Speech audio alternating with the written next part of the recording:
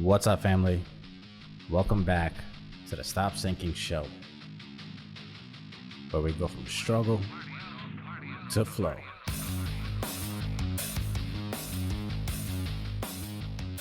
I gathered this simple concept from a talk with Seth Godin and Tim Ferriss. You can hear my version of it on episode 223, Playing in the Dark. And while I talked in a general sense, and his sentiment is the same, Seth breaks it down to his daily actions. Daily things that he does, like his blog, daily blog, or things that he does in his business. What he says is that it's my job to do something that might not work. He says it's not easy to do, especially when you are succeeding in one area, and by all outside measures, you are doing well and about to succeed again even greater. And you have to voluntarily choose to move to a place where, by those same outside measures, you might not succeed. But that is your job, to do something every day that you are not exactly sure if it will work. The idea is easier to grasp and apply when nothing you are doing is working anyway, and you are in the beginning stages of whatever it is that you are trying to do.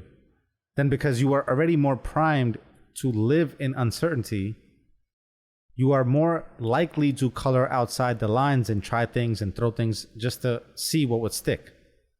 But no matter how successful you are and how much you have achieved, the same concept still applies to you, but only gets more difficult to apply because at times that means you have to risk what you have built for what else you have available to gain. Now, my brain tries to reconcile this with a lot of other ideas, so I will say this, that this does not necessarily mean you abandon your whole ship or you violently change industries and focus on something else altogether. I don't think we're supposed to take any such idea into an extreme, because while you want to expand your core competencies, you don't want to abandon them or astray too far. But what it does mean is that you use this idea of doing something today that might not work to strengthen, to make more durable the very structure on which your entire enterprise is built, your core competencies. That means venturing into other avenues that feed back and add value back to the overall theme of how you think you can contribute the most. That might mean looking into other distribution channels or procurement channels or additional sources, or reducing the ones that are already there and cutting things off. Either way, every day you do something that might not work. And if you do that well enough, you will fail. But if you are learning from those failures, then what you are doing is science.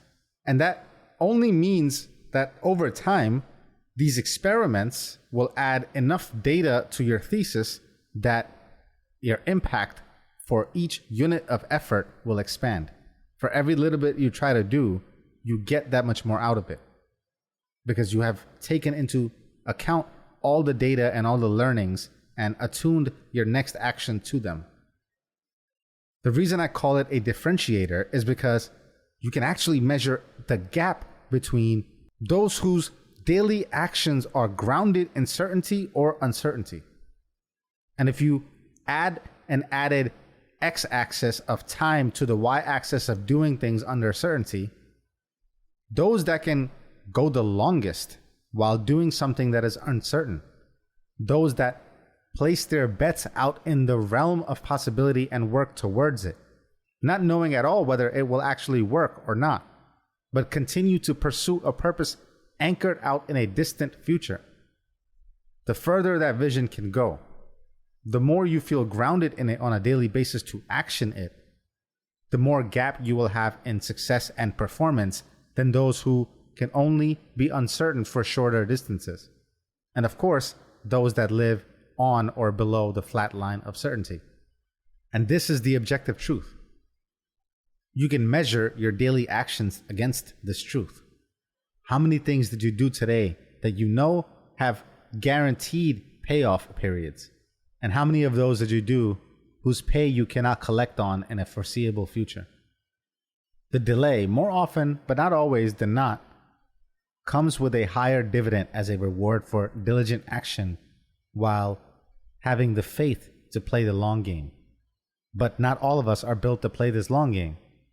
And many of us forget that we can play all the games and have simultaneous long and short games going on at the same time. This is what would be strategic cultivation of your available land and resources.